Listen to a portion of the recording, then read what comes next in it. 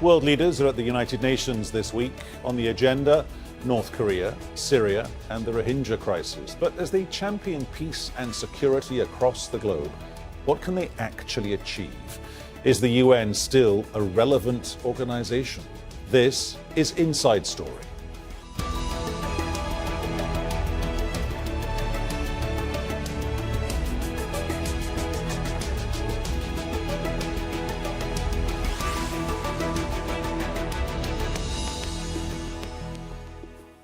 Hello and welcome to the programme. With me today, Peter Dobby. Now, once again, the international community is getting together to discuss combating global conflicts and humanitarian crises in places like Myanmar. But as the 72nd United Nations General Assembly gets underway in New York this week, some question the goals of the 193 member states and if the UN is still a force for global good. We'll get to our guests in a moment, but first let's hear from our Washington editor, James Bays, at UN headquarters. Every year when world leaders gather in New York in September, they listen carefully to the words of the most powerful person on earth. But for the first time since the UN was created at the end of the Second World War, the US president who'll address them from this podium is someone who at times has appeared to question the multilateral order the United Nations represents. Diplomats are wary of what President Trump will say. In his 9 months in office, he's already attended NATO, G7 and G20 summits. On the global stage, he's appeared at times uncertain, his actions unpredictable. Donald Trump does not perform well at big international summits. When he attended a NATO summit, he actually managed to physically push another leader out of the way. And his advisors must hope that he will do better here, because this is his last chance to really convince other world leaders that he is someone they can do business with, and that he's not just a nativist who wants to hand the UN over to China. As usual, global leaders face a whole host of challenges. Among them, an ongoing humanitarian emergency with the exodus of the Rohingya in Myanmar. Then there's the wars in Syria, in Iraq, Yemen and Libya, as well as the future of the Iran nuclear deal. But this year, at the top of the agenda, another nuclear state, North Korea. It is a particularly pressing issue because of the provocative timing of the latest missile test, which took place just days ago. The number of launches, the number of tests is much greater even in this year than it's been over the last decades. So this is a very immediate question. And yes, I think it will be the top question here this week at the UN. This is not just the first General Assembly week for the new US president. Antonio Guterres became UN Secretary General at the start of the year. He plans a program of modernization and streamlining. President Trump is also planning to hold a meeting on UN reform, but some diplomats fear that may simply be an attempt to further slash the organization's budget. James Bays, Al Jazeera, at the United Nations.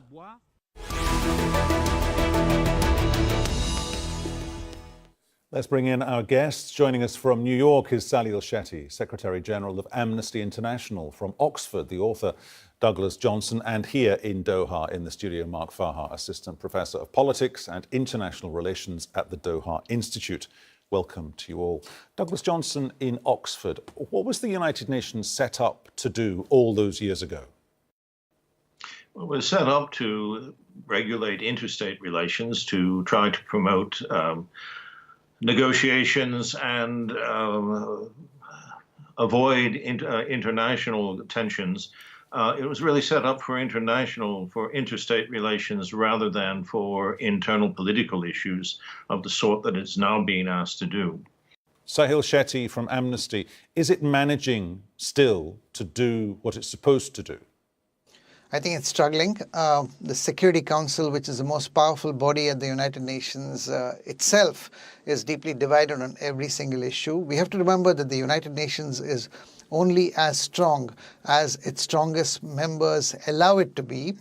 We know that President Trump and the current dispensation don't like the UN so much, so that's a struggle. But even leaving aside the Trump phenomenon, if you look at the UN Security Council, every time there is a vote which is very serious, which affects the world, we find the permanent 5 members using the veto indiscriminately. So one of the things that Amnesty International is really pushing for is that in situations of crimes against humanity, like in the case of the Rohingya situation now, that the permanent 5 members should voluntarily not use the veto, because this is one of the additional anything to do with Israel, the US vetoes, anything to do with their allies, Russia and China vetoes. So this is a big part of the problem.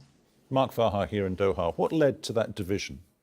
Well, I think it's part of the nature of the system, but I'm still actually somewhat a proponent of it. If you think about it, after the Second World War, the UN was essentially set up to avoid a Third World War, if you want. And so the 5 major powers, or maybe more in some day, they need to have these veto powers, I think, to avoid that. And I think, of course, it is true what our previous guests have said, that the United States and the other superpowers have run roughshod over the UN, of the Security Council. Thomas Friedman once said he would use the UN when it's in our interest and ignore it when it's not in our interest, use it as an amplifier of US power. And that's not, of course, the right way to use it. But you need, I think, if you look at the conflicts we have today, whether it be in Syria, Libya, North Korea, etc., you need these superpowers to come to the table and to have the veto power so that you don't have a world war, so to speak, that you don't have unilateral action, unilateral intervention in conflicts. Non-intervention in other states, I think, is still, a sacrosanct principle. And it's not just the current administration, it's prior administrations, bear in mind, who have violated that time and again. Douglas Johnson in Oxford. I mean, the reality is that some people around the world, presidents and prime ministers, I assume here, they think they can act with impunity in their own country and get away with it. Of course, and that in itself is a problem, surely, for the UN, because you then end up in a situation, say, such as we had in Bosnia in the mid-90s, where the UN is under incredible amount of pressure with its people on the ground, and they need that other resolution, otherwise it's mission creep, and their people begin to suffer.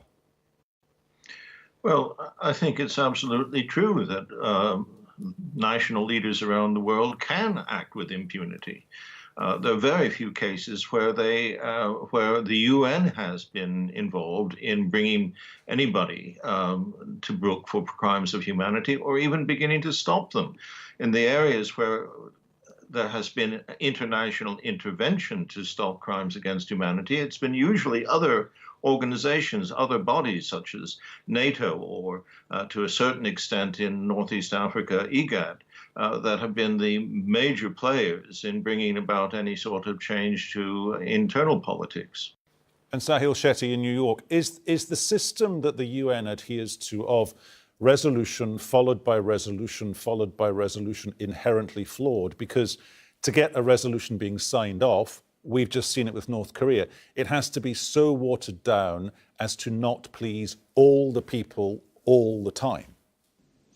No, absolutely. And, we are talking about the macro sort of big picture things, which obviously are very important. And at that level, I mean, it is also very ironic that, the 5 permanent Security Council members who are supposed to maintain peace are also amongst the biggest arms producers and traders. So we now have a UN arms trade treaty, which Amnesty International campaigned for decades to get.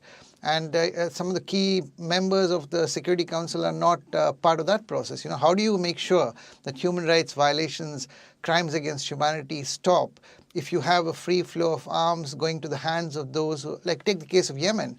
I mean, you have Saudi Arabia and the coalition there abusing massively human rights, and there is no regulation of the arms reaching the hands. But I've just come back from Lima, just landed in New York this morning, and there at the local level, indigenous people are being attacked by companies, and the government does nothing about it.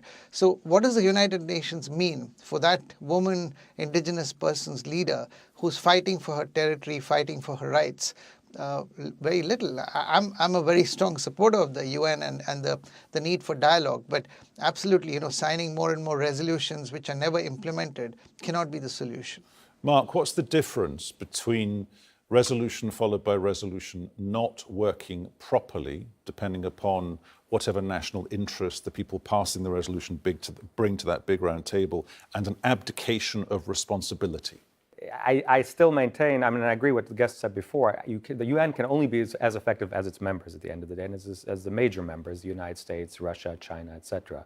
So actually, the fact I think that the Chinese president and President Putin won't attend, we shouldn't speak about President Trump, but President Trump's speech is a bad sign. You want to have dialogue at that highest level. And resolutions in and of themselves, especially the only ones that have some teeth are the Security Council resolutions, and they, have the prerequisite of a consensus of the major powers. So you need that dialogue at the highest level for the UN to work in any way, form, or shape. As to solving all the problems of this world, that is a difficult thing to do. I mean, one man's freedom fighter is another man's terrorist, right? So again, if these conflicts are allowed to fester in a way which is not regulated by the UN, then I think you have a danger of a greater conflict coming, and that essentially is the purpose of the UN, to limit the kind of contagion of these conflicts. Taking that point on a little further, Douglas in Oxford, has the time now come, if this is a step change for the UN, given what Donald Trump's attitude to the UN is, given what Nikki Haley, his ambassador, has been saying, has the time now come for the UN to actively anticipate big problems around the world and react accordingly, instead of letting it get to the stage where there's mass migration, there's a mass refugee movement, people are being killed? Well, I don't see how the UN can anticipate problems of that sort, because it doesn't have the power to intervene. I mean, even if it had the legislative power or the moral power to intervene, they don't have the capability to intervene to stop crimes against humanity.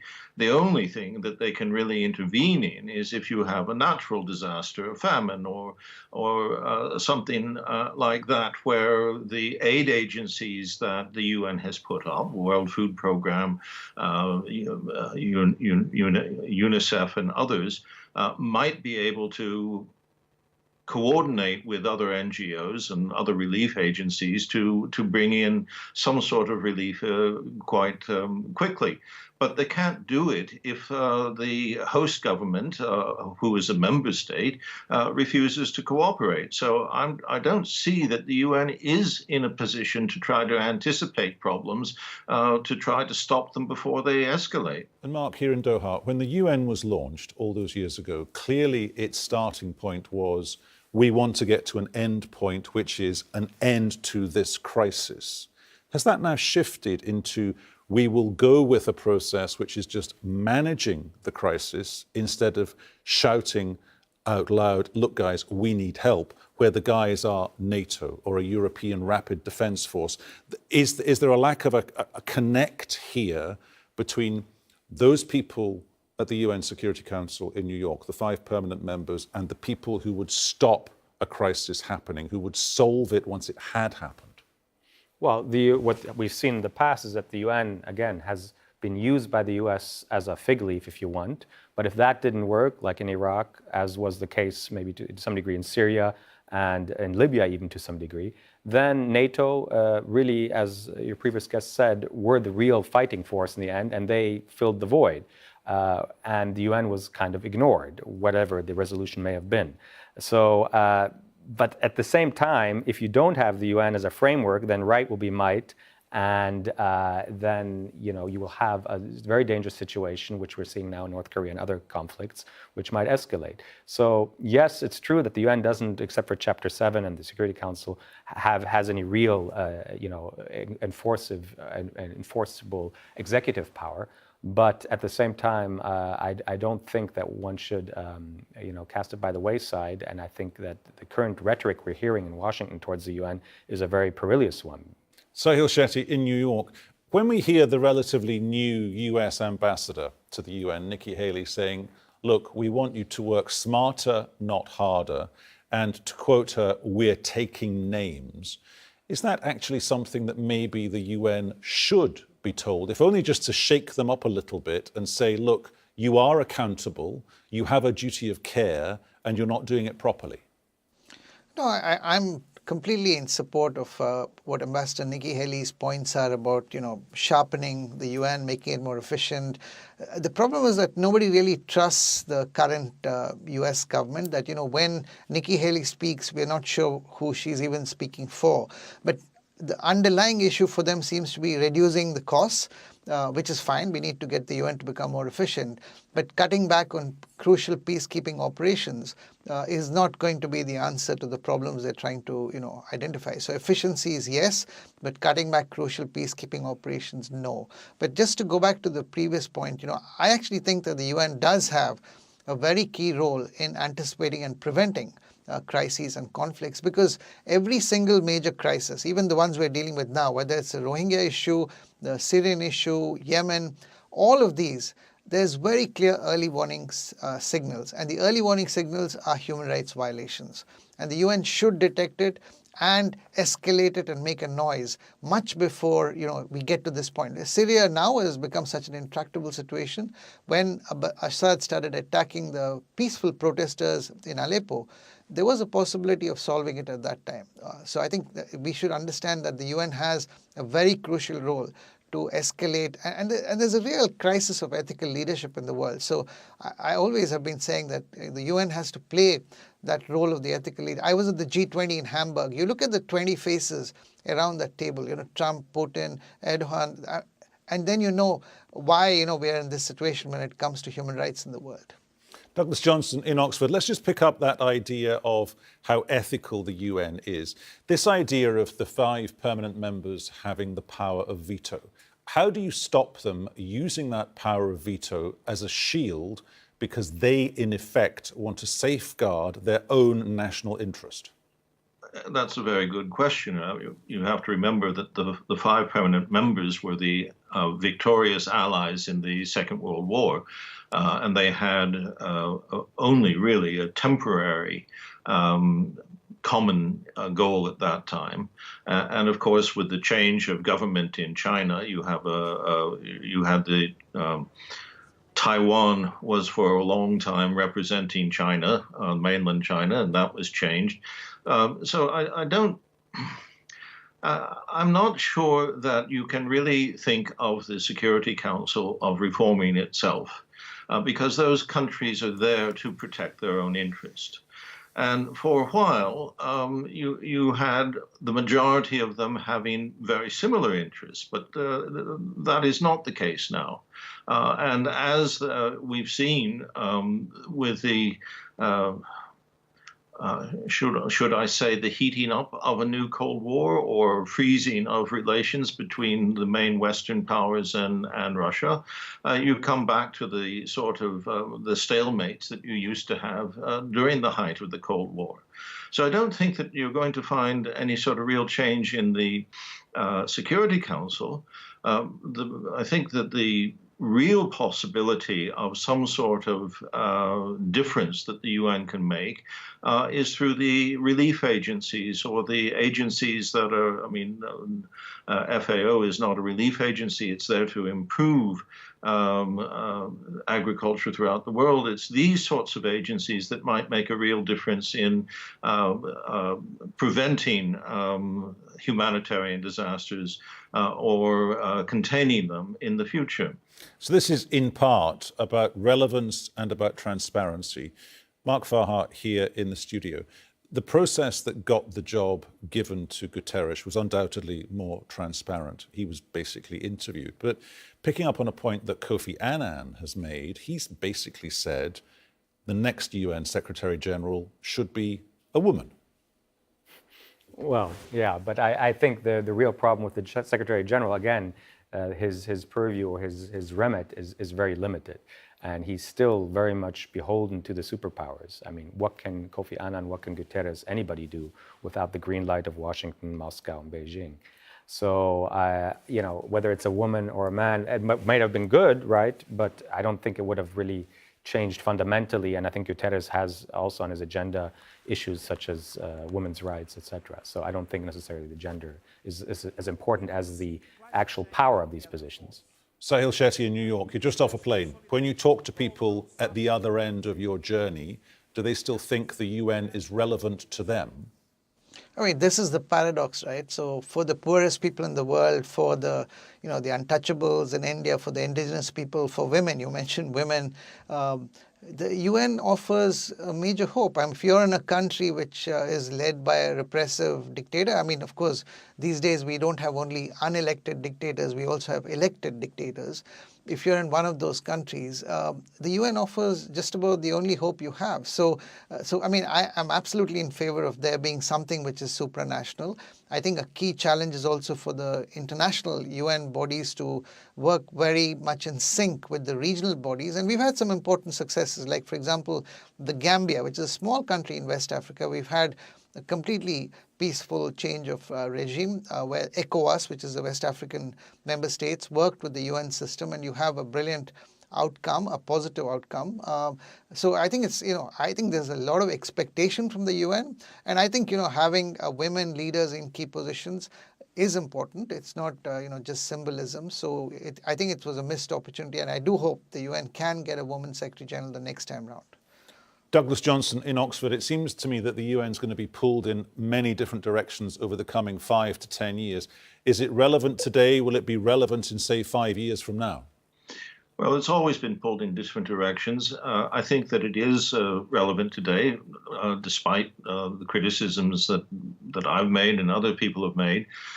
There are places in which it makes a real difference, but it makes a difference in places, for instance, if you look at what happened with the UN mission in Sudan at the end of the civil war in 2005, it was very important to have a peacekeeping mission in Sudan and South Sudan in that transitional period, in that interim period.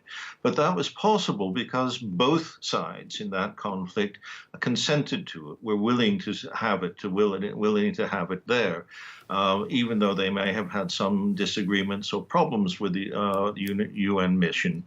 But it was something that eventually, when you do have an internal conflict of that sort, if both sides get to the point where they really need a way out of their own inability to bring their own conflict to an end, that is where an international body like the UN is useful, and where it can organize or be an umbrella for other governments to become the main mediators and give that support. So there is a role for it, and there is a role for it not only in conflict situations, but in other areas where there are natural or humanitarian disasters.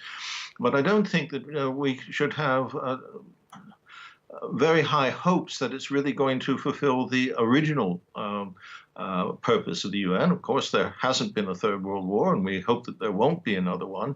But it's possible. I think that the reasons, I don't think that we can think of the UN as a transformative body. It is important as a talking shop, and it does have these other functions where it can be brought in and make some difference. Let's give the last point to Mark Farhat. Okay, it is not a dead document, it's a living document, the UN, by definition. How does it stay relevant? What does it have to do to make that happen? Well, I think, first of all, there has to be a taking of stock, as was said, of why it was established. And to me, the overarching goal, again, is to prevent a third world war. And we're actually inching towards major conflict with Russia, with this new Cold War, which is concocted to some degree in North Korea and in Syria and other theaters. And so on that front, our taking stock and a remembrance of the notion of interdependence of the nations, which President Kennedy and others spoke about a lot in the 60s, should be should top the agenda. Then I think there might be consideration of adding further countries to the Security Council, as has been discussed before, India, as the balance of powers have shifted in the world. But fundamentally, I think it still is the prime arena for dialogue and for actually adhering to the fundamental principles of international relations and violating them in public too, if you want to do that in certain cases. But I think for that, I would really dread the situation in which there would be no UN for discussion. And let us hope that Presidents Putin and Trump and China and everybody else comes to their senses and forestalls a third world war and recognizes the common interests indeed they have on all these major issues. Despite all that's being said about national interests, there are major common interests on all these issues. A positive note to end our discussion on today. Thanks to all our guests, Sally Ilshetti, Douglas Johnson and Mark Farha, and thank you too for watching. You can see the programme again anytime via the website aljazeera.com, and for further discussion go to our Facebook page, facebook.com/AJ Inside Story. You can also join the conversation on Twitter, our handle @AJ Inside Story, or tweet me, I'll tweet you back. I'm @PeterDobby1. From me, Peter Dobby, and everyone on the team here in Doha, thanks for watching. We'll see you soon. Bye-bye.